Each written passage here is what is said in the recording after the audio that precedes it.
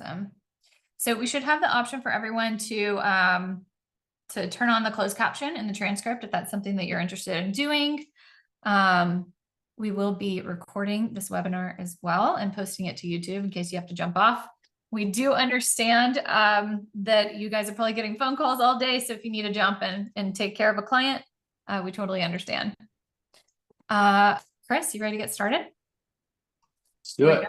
We're good? Okay.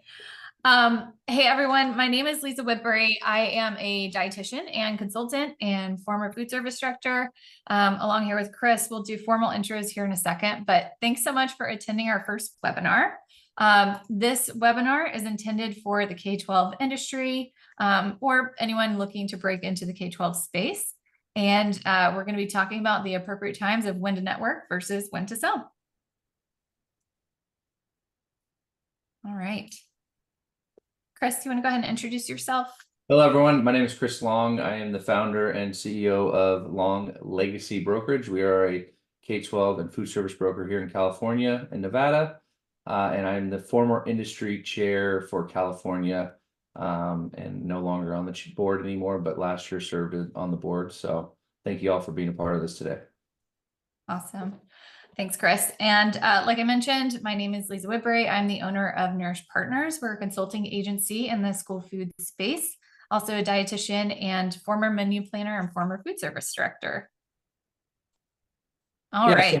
So how this all came together was, I was working for a manufacturer and Leeza used to be my customer. And I went out on my own and ventured on my own back in 2017 and reached out to her, let her know that I was going to be on my own. And the month I started my business, the next month she had a food service or a food show for the South Bay Co-op and went to that. And my wife was pregnant with our first child. She was due actually on the day of the food show. Went to do the food show and pretty much became friends and stayed in touch. And Lisa's done a lot of work for me and my company over the last 7 years. So that's how we became the dynamic duo. There we go. Yes. And Chris and I were talking about lessons learned from that food show. So if you guys ever want any advice or tips from a food service director's perspective of how to run a food show or how not to, let me know. All right. So let's just talk briefly about what our agenda is for today. First, we're going to start off by talking about building and maintaining those relationships. Then we're going to dive into when to network versus when to sell, and then keeping an abundance mindset in the K-12 space. So our core objectives for today are to identify events where networking is the priority versus when events where selling is a priority, and then identifying those critical ways that you can build and maintain those professional relationships, both with your customers and within your industry partners. So as we go into this presentation, we always encourage an open mind.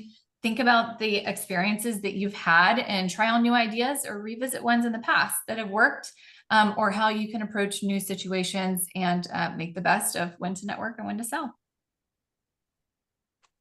Yeah, so I think we start with understanding your customer, right? So if you're a broker or manufacturer rep, know who you're calling on, know who the person is, and try to understand what they're looking for and what they need. So again, identify who the director is, who the menu planner is. Not always districts are the same, right? LAUSD, the director does not really meet with manufacturers or brokers. So, know who the director is, know who the menu planner is, identify the kitchen staff, school staff, parents, and students. So kind of understanding all those facets play into what goes on the menu and what stays on the menu. And then, of course, everyone is different, right? But we talked about that. So every district is different. There's some directors that they're the only person in their division. And so you have to call on them. They do the menu planning, they do the purchasing, they do the buying, and they're overwhelmed. And then there's other districts that have a big team, or there's some districts that just have one person doing the menu planning. So just understand who, what, and where you should be calling on when you're calling on districts. Awesome. I totally agree. Every district is totally different. So let's talk directly about building and maintaining your relationships. So for any of you that have been in the K-12 space for any period of time, even if it's been a week or 10 years, You probably understand very well that the K-12 space is very unique. It is very different from typical retail, and it is very intertwined. So it's really important for industry partners to understand the program basics so that you can support each other, whether it's within your team or supporting your customers. But then also understanding how you can bring value both during networking and sales opportunities with your customers. Being open to opportunities to learn from one another and build on each other's strengths. And then understanding that both customers and industry need each other. It is very intertwined. You can't have one without the other. So it's important for both sides to understand the menus, the legislation, the food supply, and how each side of the team actually operates. Okay, so I'm going to do a cafeteria confession. All right, this is literally me. So I mentioned I was a former food service director, former menu planner. I'm going to be very vulnerable here for a minute. As a former food service director, I admittedly would not always take sales calls from industry members who would do walk-ins, who would just stop by the office or stop by to drop off samples. And this truly came from me planning out my day and understanding that sales calls kind of took me away from things that I had planned for the day. Now, embarrassingly, that's probably not the best approach that I could have taken. But I didn't understand the industry and the sales perspective, what you all need to accomplish, have to accomplish within your roles. And in retrospect, I really could have been more supportive to those industry partners for their time and efforts when they would stop by. I definitely will go into kind of some tips and tricks for networking and selling. But my personal approach that I would have liked from salespeople was to schedule a meeting with me. And Chris can kind of attest to that. He probably learned pretty quickly. The drop by didn't work well for me. Scheduling an appointment was a best approach, but I could have been more open with those industry partners to let them know what approaches worked best for me. Okay, so from the customer perspective, from the school district, the menu planner, food service director's perspective, we can support industry. And how can we do that? We can learn about the industry side of things. Like I said, build that level of empathy of what your industry partners are going through. What is their role? What are their expectations with their sales cycles and quotas? But then understanding that everyone has a different sales approach and a different strategy to selling their product. Just like I was a different type of customer, I liked scheduled appointments. I liked everything kind of digital, organized, that kind of thing. Every salesperson is different too. So I could have done a better job of understanding that. Having that transparent line of communication about what works best for you as a customer. So I could have been a little more open, a little more vulnerable, instead of expecting the industry partners to read my mind of what I wanted from them. And then customers can also buddy up in some sort of mentorship program or kind of support those people that are new to the K-12 space or new to a territory and help them understand the customer's perspective of how they put products on menus and how they approach the sales calls with the industry. Yeah, and then how we can support from an industry perspective to connect directors, right? So supporting a new director, getting them connected with other directors, pushing them on to CA or events like chapter meetings, industry summits, food shows, and trying to get them involved from that perspective. Be the connector, try to be of value to the districts, right? Industry partners, we're not always looking just to get stuff on the menu, even though that's the ultimate goal, but sometimes just to be the connector. And then, support them in finding solutions. So if they're, what is their pain point? If someone's having a pain point finding packaging, I don't sell any packaging, but I can reach out to some of my industry partners and see if they have packaging solutions for them. So, try to be the connector and really help new district or new directors connect with existing directors. So another cafeteria study. There was a director, she's no longer in our industry, but about 5 years ago came on board fresh out of the clinical side. So she was in the hospital side. Didn't really know much about the K-12 industry. She ran a food service division at a hospital, but that's totally different than our industry. As you guys know, we have the most restricted meals in the country. And so it's very complex. So, connecting that person to the, hey, go join a chapter 1 meeting and then talk to other directors, go and hang out and see, hey, here are my problems. I have this board member that really wants, this widget, and helping them go from them, and then provide them the best people to connect with. So, just being the solution to bring her in, brought her to a few chapter meetings, and it really helped this director stay connected. So to mention California, here in California, we have a mentor program. I don't know if I see, yeah, she's on here, Nicole. Nicole was named the best connector from the industry standpoint and pushing people to the mentor program. So congratulations to you. And that's a great value that you bring to your directors. So here in California, we have a mentee mentor program. So even if they're not a new in the K-12 space, but maybe they're just a new director and it's a different role, connecting them to other directors to help them. Or in a seasoned vet, get them involved, someone that's been doing this forever. A lot of the mentors have learned from the mentees. Get them connected to upcoming events. Again, here in California, we've got the next event I think coming up is the national show in Boston. That's a national event. And then following that would be some chapter meetings. And then connecting with other people, right? I see a lot of familiar faces on here. So if I don't have something, maybe Glenn does, that will be of value to someone. So allowing them to connect and, being of value to the districts. And then consultants, you've got Leeza here on the call. You've got Michelle, you've got a lot of different, Laura, a lot of directors that were former directors. Homa is now looking and doing some consulting now. So connect them to consultants as well that would help them bring value to them in their jobs and their roles. And then how can we support each other? I'm here, buddy up. Glenn's been in the industry for a while, so you can reach out to him. Tony Roberts, there's a lot of people that are willing to help you. They're not going to give you the secret sauce, but they're going to help you in respects to, leaving the legacy behind. I'm more than happy to help. I know my buddy Patrick Kelly is more than happy to help people and connect people. And then be respectful of other industry members, be respectful if someone's presenting to someone. Maybe don't walk up behind them and interrupt their conversation. Let them finish their conversation before, going in and trying to talk to the person that they're talking to. And then, just connect with each other, talk to each other. Like I said, I always try to be of value to everyone here on the call. And so just, if someone's looking for something and say, Rachel over at Affinity has it, reach out to Rachel and let her know, hey, ABC customer's looking for this. Can you please reach out to them and connect the two and go from there. So this is a great cafeteria study. So there was a director, this director is now retired, but there was a director that was in California and at a very small district. I think they only had 6 or 7 sites. And there was a bridge that you had to go across to get to her district. Well, people didn't want to pay the toll to see this person.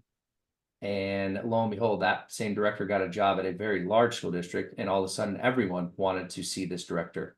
And she remembered the people that actually came across the bridge and saw her.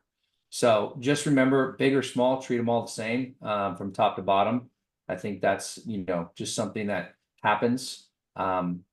We all do change jobs here, right? Not just directors, but industry members. So your brand follows you. Let's say, I leave and go do a different job. My brand, Chris Long, is going to follow me, right? Nicole has a great street rep. Her brand came over to her new employer. So, just make sure we're respectful of each other and respectful of districts. And then, we want to change and trust the relationship, right? The reason we put this seminar together and the webinar together was because as the former industry chair, there was some complaints about directors not wanting to go to chapter meetings or not wanting to go to industry summit because it became a sales opportunity for us industry to reach out to them. And really those are opportunities to network. So, let's build and maintain our strength and our relationship with our customers and with each other so that we can be of value and then we can always get the sales calls when we need them. Absolutely, Chris. Those relationships. I mean, you and I have known each other for over a decade at this point and still referring people. So let's dive into the specifics of those opportunities of when to network. So first we'll talk about when to network, and then we're going to dive in a little deeper into when to sell. So networking time. What are some opportune times to network with your customer, to network with other industry members, just networking in general, getting to know people and building those relationships. Some opportune times are going to be those industry summits, whether it's a national conference or it's your state conference. Both are great opportunities to network.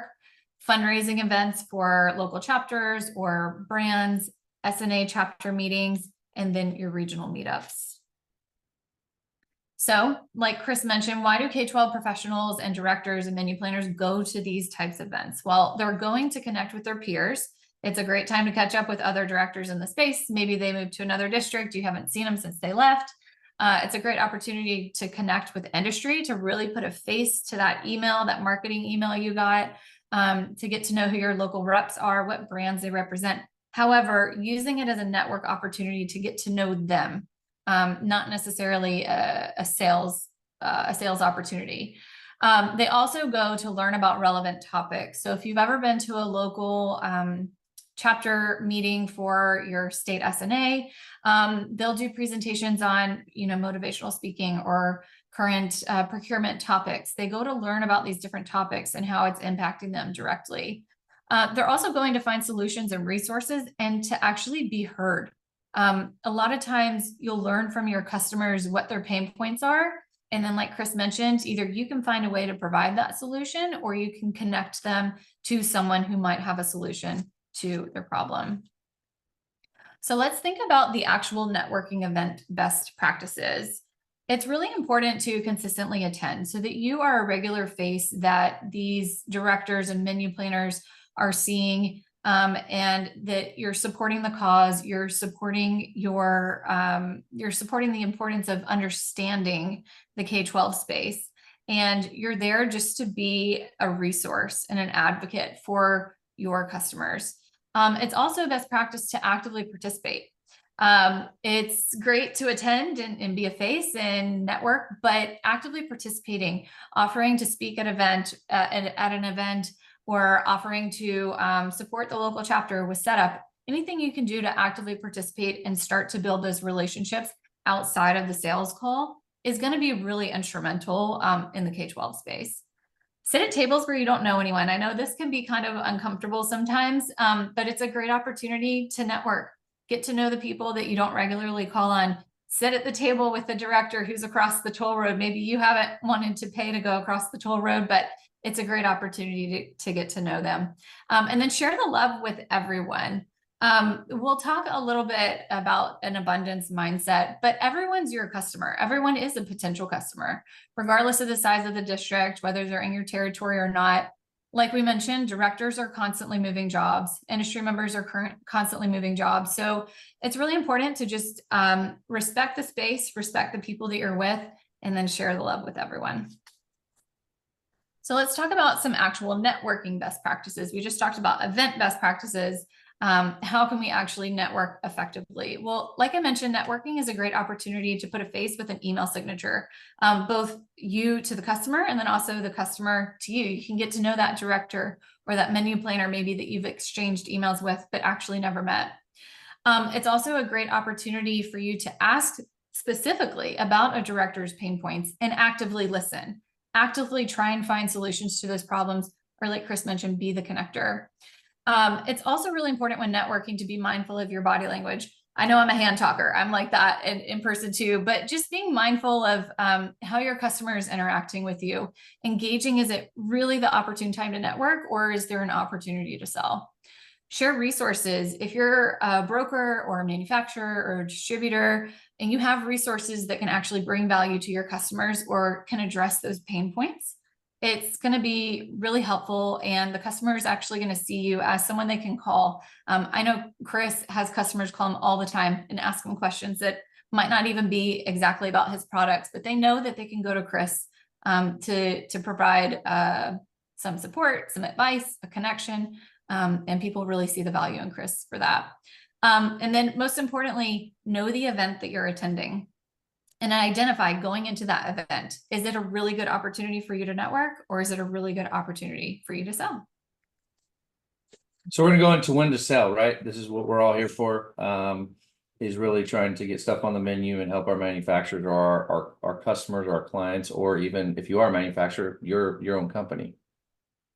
So food shows, any of the food shows, sales calls, a hosted webinar that you're hosting, or in customer engagement. So let's say, you have a customer that engages at a networking event and asks you something, then that's the time to go ahead and sell. You don't want to start out at a networking event. Hey, I got this widget. Would you like to buy it?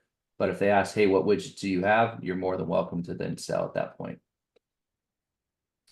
So calls, tips for your calls, know your audience, know who you're meeting with. Hopefully you're meeting with the right person that can make menu decisions, or at least has the upward line to the menu, menu planner. Understanding the customers.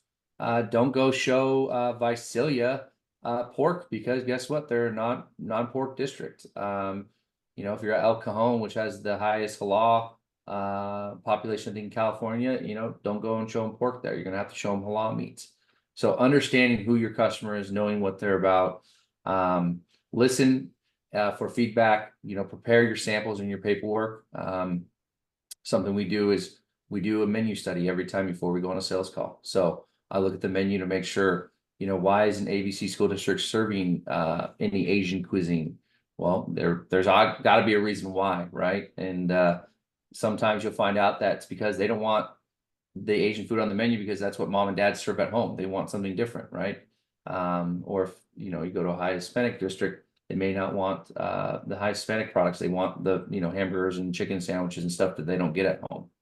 And then be mindful of people's time. If you schedule an appointment and you say I need a half an hour of your time, try to stick to that.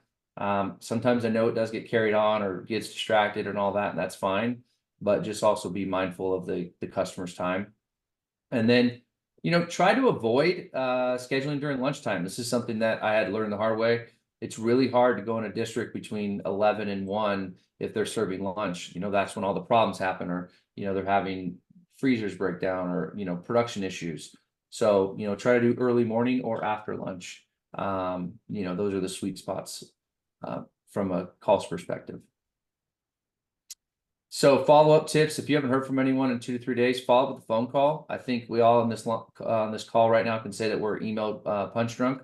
I know I'm way behind on emails right now because I was on the road all last week. I think all of you are nodding your head yes. So I think there's a consistency. We get way too many emails in a day. I think it's a great connecting priority, but we got rid of the old way of just picking up the phone and being old school and calling.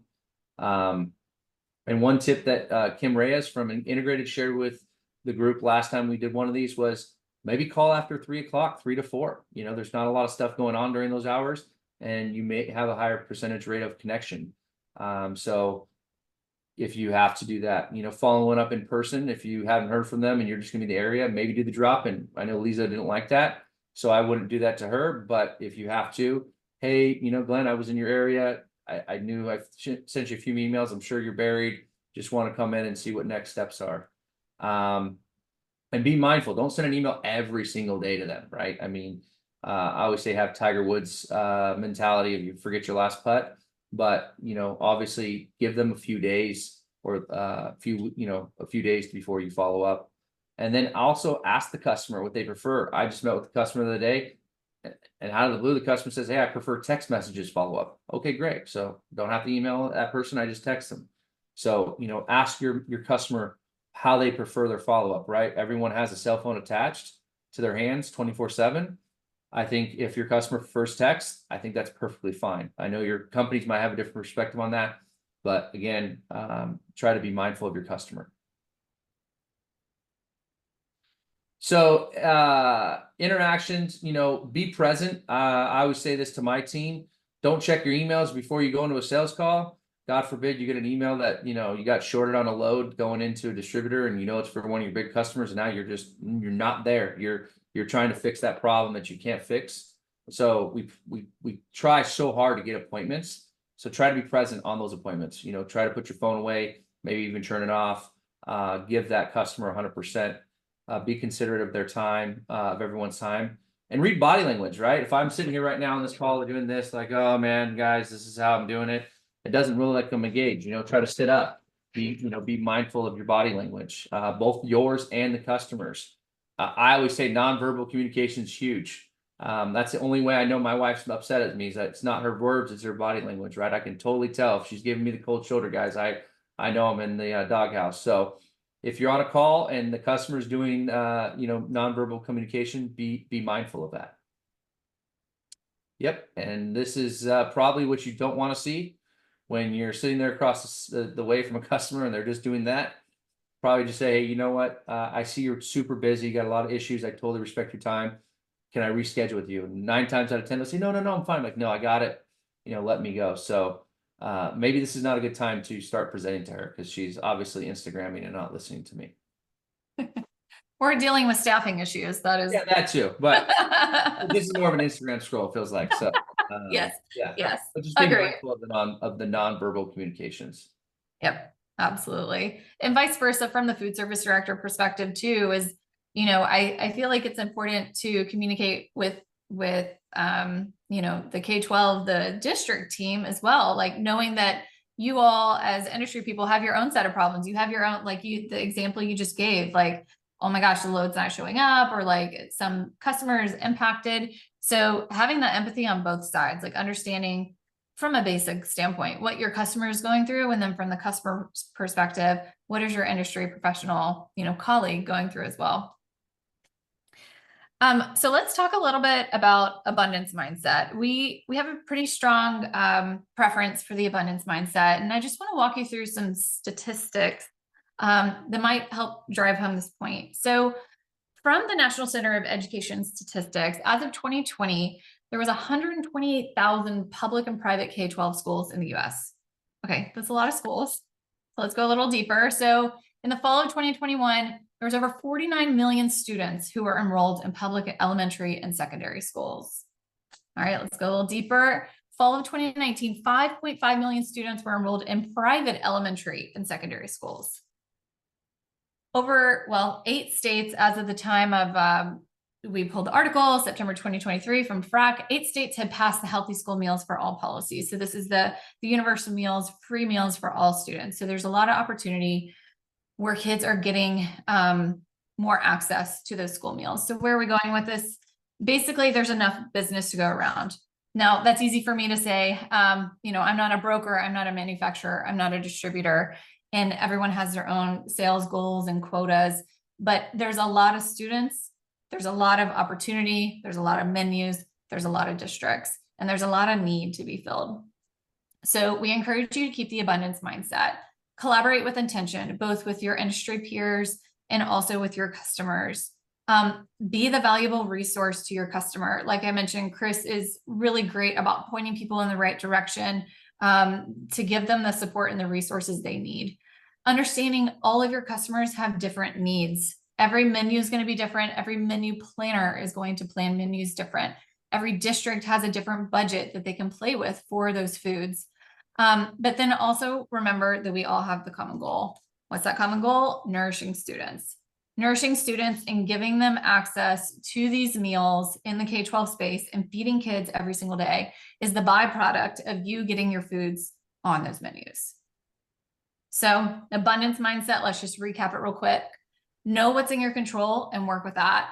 Be a value to your customer, but also be a value to your peers with that mentorship mentality. And don't be afraid to collaborate with industry. Like Chris mentioned, you don't want to give away the secret sauce. You don't want to give away all of the things that work within your company of how you do things and how you get sales. But there's the opportunity to collaborate and be that resource, be that connector within the K-12 space. So action steps, what comes out of this, right? We put this together. Be open to volunteer. There's a lot of open positions, right? In your chapters. Like I said, not everyone here is from California, but I know California. So, be involved, get involved, see if there's an opportunity, whether it's your local chapter or even the state chapters or the actual state board. Building relationships may not just check a box and making a sale, but it will make a future sale for you, future sale opportunity, right?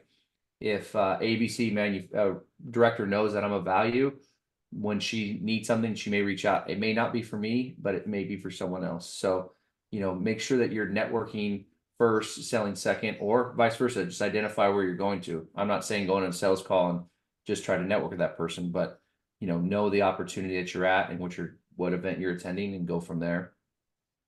And then, be respectful of the space that you're sitting in and what if it's not networking versus selling, and when to approach. A lot of times directors will come up and say, hey, Nicole, tell me about what you got new. And Nicole may say, you know what, I'll set up an appointment. It's a perfect opportunity to now get the sales call, right? They've engaged. Now, instead of trying to sell them right there in the networking opportunity, you can try to get a future call with them and have them one-on-one presence. And then, get involved with the local chapters, state chapters. There's a committee to put on all those conferences you guys attend. There's committees at the state level. I think Leeza was telling me one of her team members is on the state board, helps out and go into committee. So she actually gets involved and be able to go to the national show. So there's a very good opportunity behind the scenes. All this is put on by volunteers.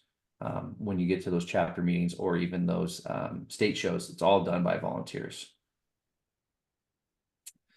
You're at a networking event and a customer approaches you and asks you about your new product have coming out. What do you do? Two things you can do. There's two outcomes. A, you can tell them about everything that's coming out that's new, or B, like I told you, you can say, hey, you know what, customer, I really don't think this is the right place for that, but I would love to come see you. I'm available next week. Are you available? Yes, great. And now you got yourself a sales call, and it's engaged from them. And now they're looking for something that you can bring to the sales call. I know from a brokerage perspective, we have a lot of manufacturers. So, you got to be mindful of the customer. But for me, it all depends on the customer and how good of a relationship I have with them, whether I can get in there frequently or if I need that opportunity to get a sales call and get in front of them. So the veterans on the call, we're calling you guys to help the new guys. I see Jake's on here. I met Jake at the networking event in Tahoe. He's new to the industry. I think his first day actually was in Tahoe. So we have one new person here, so that would be great. He needs some help knowing how to connect people, who the right people is to call, so forth and so on. And then, we need to build a future. I think I was looking at the retirees for Chapter 1 here in Southern California. I think we have 8 directors retiring, which means we got 8 people coming in. We need that next gen to be passed on, right? We need to make sure that we collaborate. Because remember, I know this sounds mean, but all it takes is one bad seed in the industry to screw up our opportunities to go make sales calls with our people, right? And so we really want to, and my goal for this was to give value and say, hey, look, there's enough out there for us. Let's just collaborate together, because I can screw something up for all you guys, right? And they won't want to meet with anyone. Or I can help and say, hey, go meet this person, or this person's got this widget. They're really good. It should fit you for your menu. And then if we can take the learning curve out, right? I told Jake at the meeting, call me anytime. I may not always pick up my phone, but when I have the opportunity to talk to him, I will call him back and help him out and try to, close that learning curve that I have had to learn over the last, decade of falling on my face and getting back up. So volunteer, donate, get involved. And when you donate, please don't say, hey, I donated to your cause, you have to buy from me. That's not why we donate, right? Let's just be all real. We donate to help not only the people at the district, but the frontline workers that are, at the ovens and on the front line meeting with our kiddos every day and putting a smiley face behind that nutritious meal. And then, mentorship. I know Kim Reyes has started something with California here, and we're having quarterly meetings and webinars. Get involved. If you guys have ideas, run them by me, run them by Patrick, Kim. We want to help each other. We don't want to work against each other. We want to collaborate to be of value. This industry is unlike no other.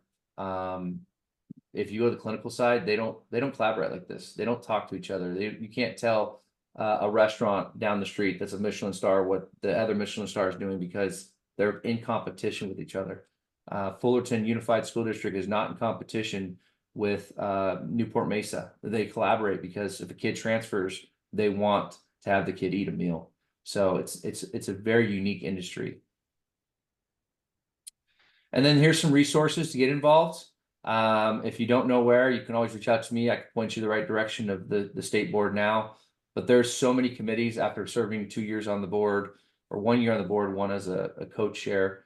There's so many opportunities to volunteer. There's committees, there's events, there's chapter meetings, all that stuff doesn't come together by itself. So I would say get involved and get involved often. Awesome. I think that's a great way to kind of bring it home here, Chris. So what we've done is we've created a free resource. The link is going to be shared in the chat with you right now.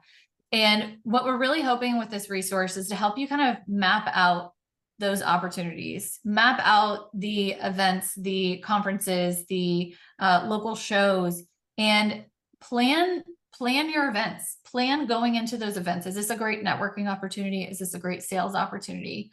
And just be mindful and be present, like I mentioned, and be active.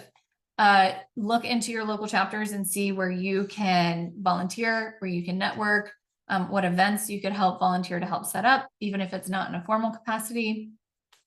We just hope that this download is helpful for you guys. And we're going to wrap it up here a little bit, but I think Chris touched on a lot of good points from the industry perspective of, be open to collaborating in the industry and supporting others, especially those that are new to the industry. And likewise, from the director's perspective, get to know your director and how you can support them and how you can engage with them in a way that is meaningful to your customer. So we do like to include professional development hours. So you can always track your hours. These are the USDA professional standards codes. And Chris and I are always happy to collaborate and network. Like you mentioned, here's our email addresses. If you want to take a screenshot of this, or our emails can also be put in the chat for you. We're happy to talk. Chris and I are always brainstorming on, hey, the new USDA regulation just dropped. What do you think about this? What do you think about this? What do you think the future of the industry is going? What are you hearing out there? And so even if it's just talking about the new regulations, it's it can be kind of scary sometimes collaborating with other people who are technically your competition in your space and trying to get products on menus. But sometimes it can really just be a conversation of the industry in general. Where is it now? Where is it going? What are your opinions on it? So with that, I'm going to wrap it up with this last slide here. We at Nourish Partners are working on a course dedicated for industry. It's called Spork University. And really the intention of Spork University is to give you all insight as to how to get your products on menus from menu planner and from food service directors' perspectives. So I just wanted to put this out here. We do have an interest link on our website if you're interested in learning more about it. But we feel really passionate, and hopefully you can tell from this presentation that industry needs support, directors need support, and then we're all here to just support each other and to collaborate.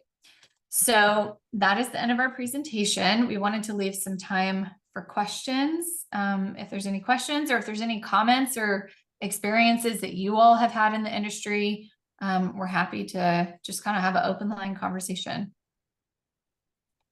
Leeza, I wanted to jump in and share that earlier in the chat, there was a few people that mentioned like the SNA smaller chapter meetings were super valuable for connecting. And I couldn't agree more. I think it's underutilized. It's such a small, intimate setting, compared to the conferences and the shows. So I think the SNA chapter meetings are a great spot to network for sure.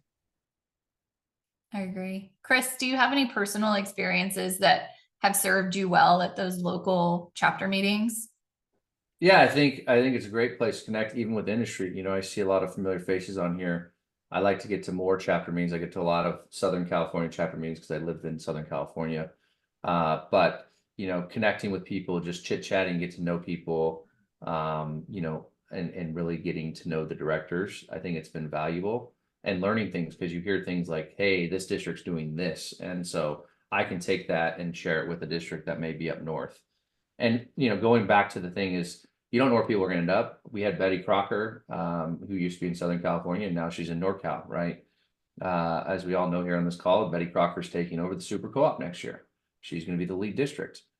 So if any of you guys have a good relationship with her, then you have a really good in at the Super Co-op. She's high energy, high velocity, and she's got a great team. So I think the chapter meetings are a great way to connect and network. with just industry as well, you know, and connecting and learning from each other, and going from there. There was a question that says, what are ACTA? Oh, that answered. Thank you, Rachel, for answering that question on ACTA.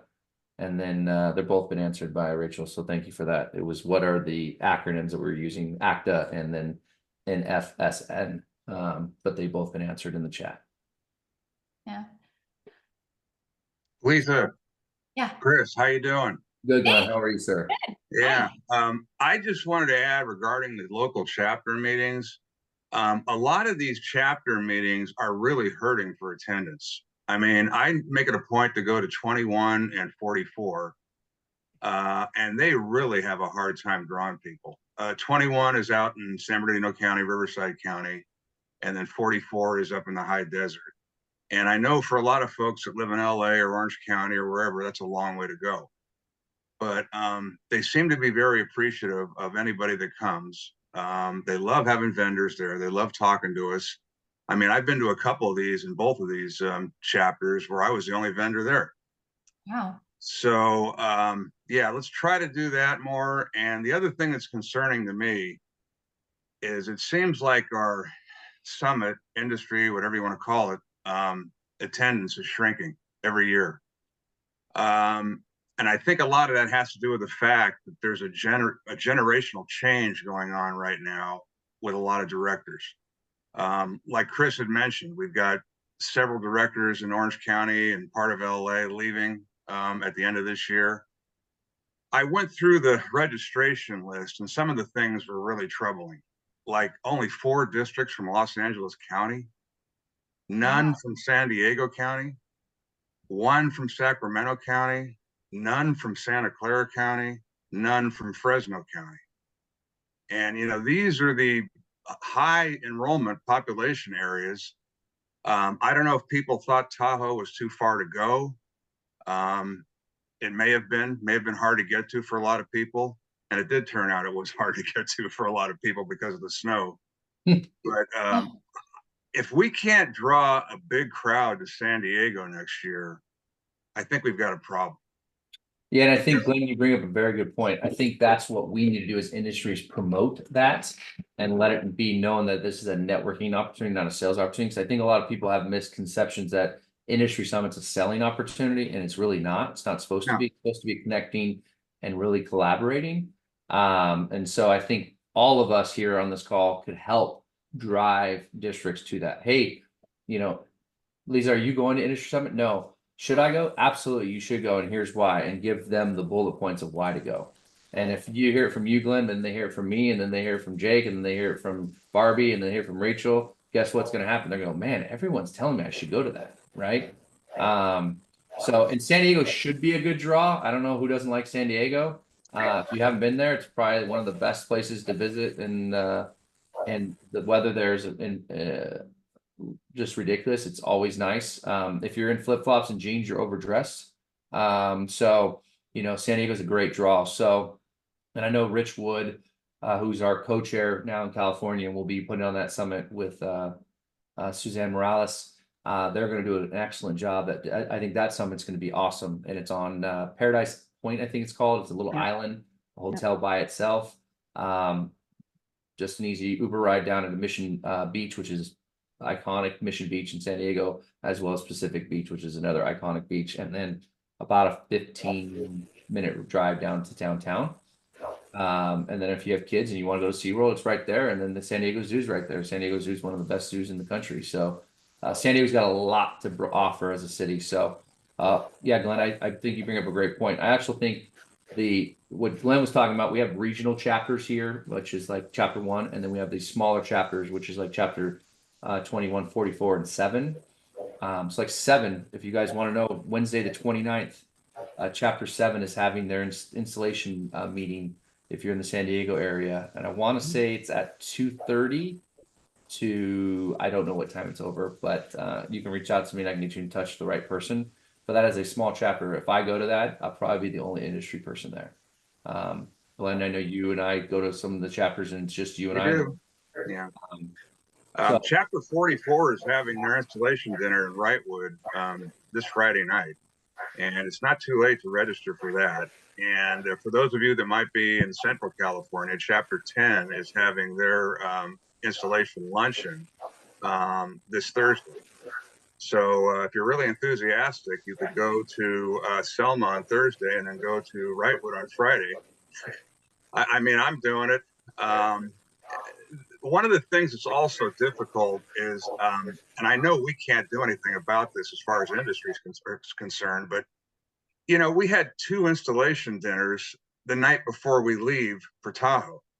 We had one out in Riverside, I guess, for Chapter 9 or Chapter 21. And then we had the one in Bakersfield for Chapter 9 the night before we left, which is pretty difficult to do. And you know, May is crazy with all these installation dinners and whatnot, and those are important things to go to, even though it may not mean a lot to us. It means a lot to them, and you know, you have to do what they think is important. And if you show up at their meetings and chapters, that's really important to them. So, and as far as San Diego is concerned next year, I think we're going to do well. I mean, 2 of the things that hurt us in Tahoe, airport too far away, and the weather. Okay. That won't be a problem in San Diego, believe me.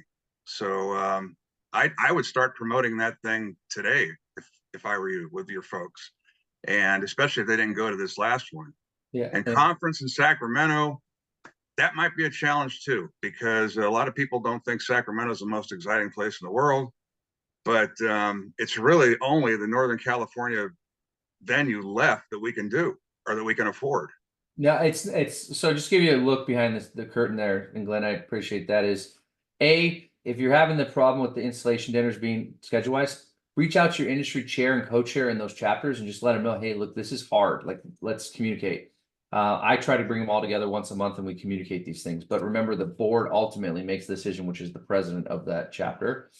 And then secondly, Sacramento is the only conference center that can host us on the size we are now in California. So it's not about affordability, it's about size. Yeah. So unless we limit it to less manufacturers on the food show, and I take that back, San Jose will allow us, but San Jose needs a 90-day notice of what food you're showing in order to get approved. And if it doesn't get approved, you can't show that food. Well, I can see Rachel and I've already lost most of my hair, so I will have no hair after that.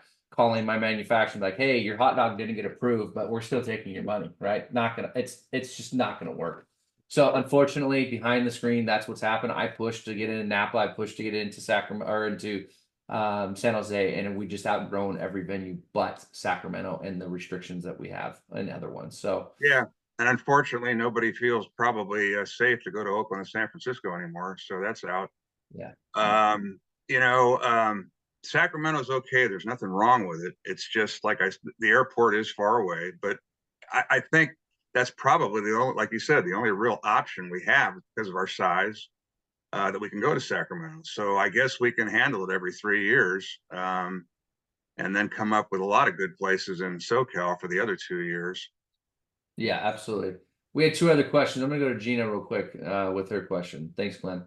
Yeah, Sure. I just want to make a comment. The last morning of the industry summit, I don't know if you were there, Glenn, but a lot of the directors, including Suzanne, basically said they thought that conference was for industry.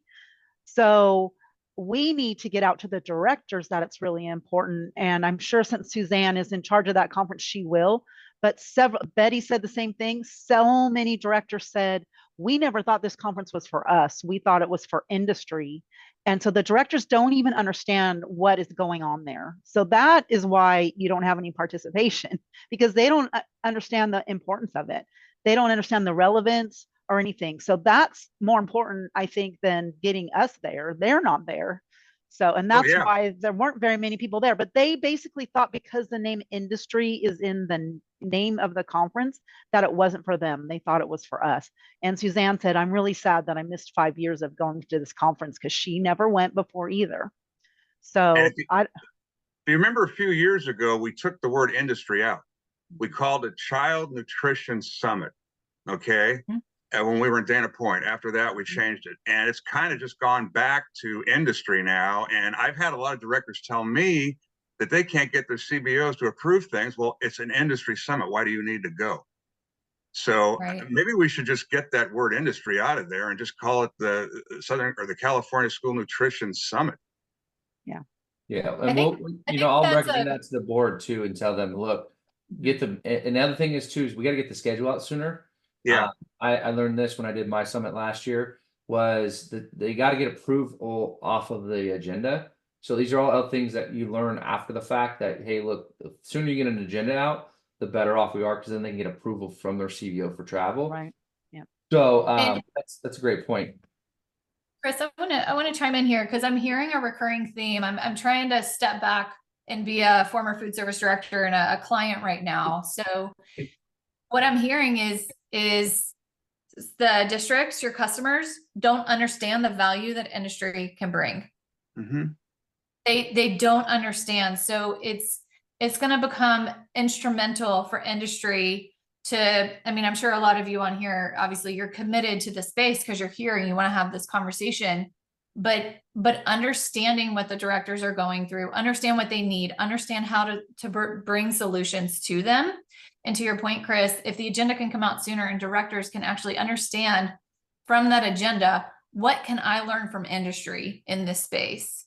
How can industry support me? And then by you guys being more involved and present at those installation dinners, I agree. Having someone there to cheer you on that is, you know, that you wouldn't expect to be there, like your broker, your manufacturer. I know that would make me blush. That would make me feel like so special and so happy. And that's something that you're going to, as a customer, you're going to remember forever. You're always going to remember that, like, Glenn has always been, and this is true, Glenn has always been so kind and so helpful, and so is Chris and so many other people that I know on this call. You remember that a decade later, 2 decades later. So that's something that I'm going to call on anyone on here, that whether you're in California, you're national, you're in other states, how can you get your customers to understand what that value is that industry can bring? That's literally what I'm hearing right now, is the directors don't understand it's like that double empathy, understanding what industry is going through and what they have to do and what they can do, and then what industry understanding the director. So I think it's fantastic you guys have customers who feel comfortable and vulnerable enough to share that feedback with you of, like, I don't even understand what this conference is about. So Yeah, exactly. Yeah. Maybe from a marketing perspective, we need to change the name. I'll present that to Suzanne and Rich Wood. Jake, I think you had your hand up. Yeah, I mean, Gina pretty much covered what I was gonna say. I was joking around with people because it was my first day there. So they're like, "Oh, is this your first time at the summit?" And again, I was very surprised about how many directors were saying the same thing. This is the first time I've ever came to this summit. And I wish I had came here prior. I learned so much. So I mean, just me being from a brand new perspective and just saying that to the people that I was meeting and hearing it back was exactly what Gina covered. So I don't really want to harp on it too much because she did a good job of explaining it well.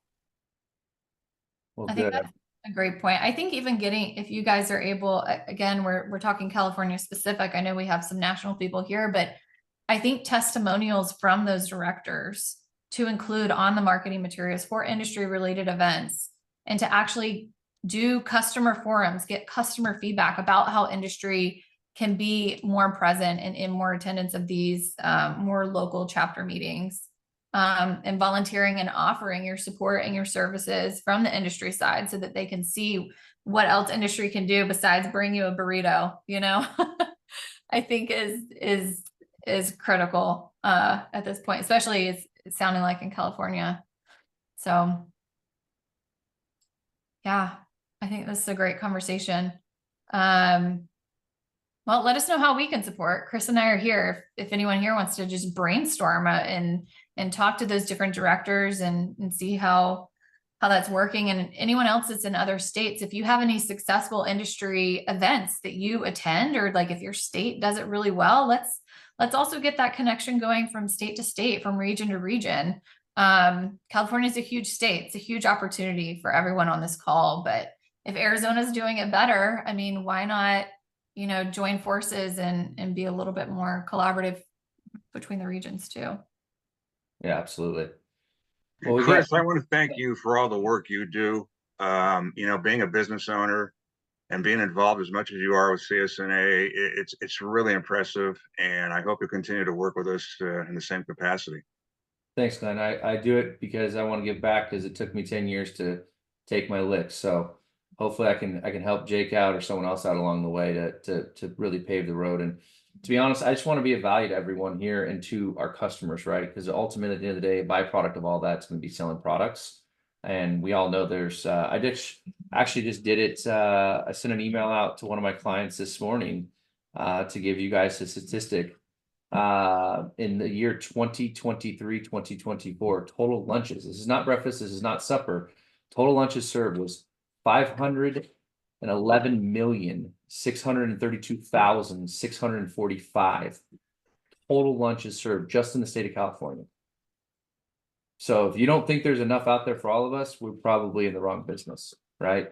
So how do we allow for that to grow? How do we allow for that to go, further? And as you guys said, if you're at Summit, you hear my pitch when people start complaining to me like, "Ooh, you sell food to schools? Ugh."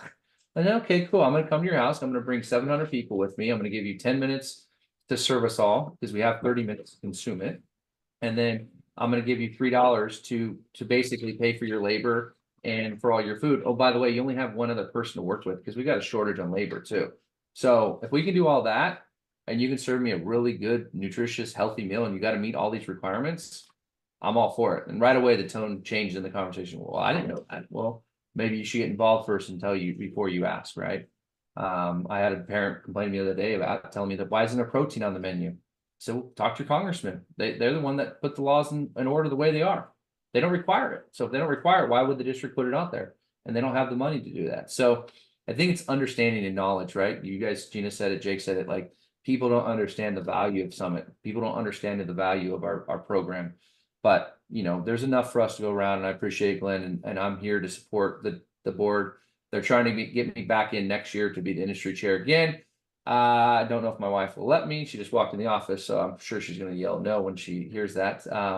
But I do it because I really want to support and bring a value to us. Because without us, our association doesn't exist, to be honest. We are the driving force of the association. And without the districts, we don't have that. So collaboration is key in everything we do. For sure. Thank you so much, Chris, and everyone else for joining us. It is 12:30, so we want to be respectful of your time. Thank you for chiming in.